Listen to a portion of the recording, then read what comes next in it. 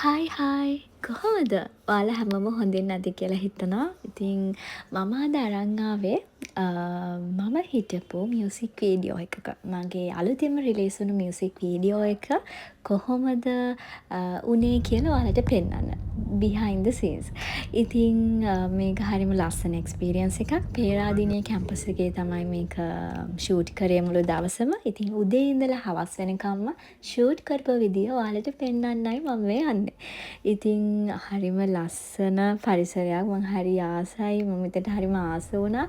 ඒ වගේම හරිම ලස්සන ක්‍රූ එකක්. ඒ වගේම කියන්න ඕන ඔයාලට මෙන්න මේ සින්දුව බලන්න පුළුවන් හන්තාන කිරිල්ලි කියලා YouTube එකේ සර්ච් කරන්න. හන්තාන විමන් කියන සෝං එක ඔයාලට බලන්න පුළුවන්. එහෙනම් අපි බලමු බ්ලොග් එක. මේ සෝං එකේ ආටිස්ට් තමයි තිලින සුදේෂ්. එහෙනම් ඔයාලා දැම්ම YouTube එකට ගිහිල්ලා මේ මියුසික් වීඩියෝ එක බලලා කියන්න කොහොඳයිද කියලා. මාව පාන්දර 6 වගේ වෙනකොට ගත්තා. හැබැයි චූටි වෙලාවක් යනකොට මේකප් එක්කලා චූටි වෙලාවක් කරනකොට වහින්න ගත්තා. ඊට පස්සේ ආයි පැයක් දෙකක් අපි ඉඳලා තමයි ෂූට් එක පටන් ගත්තේ.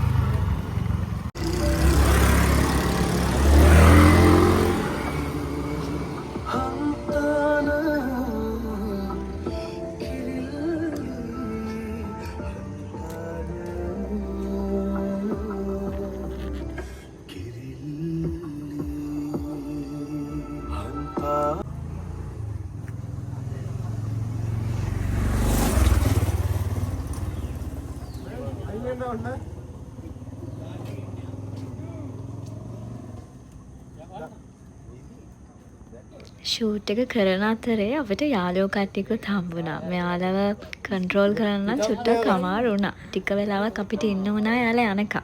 ෆෑන්ස්ලා.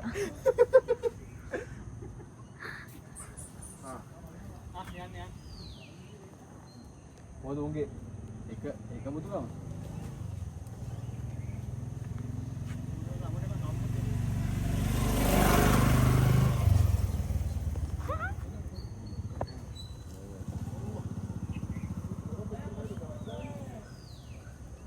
අර පැටිය පැටියා කිරි බොන ගම උන් ඉති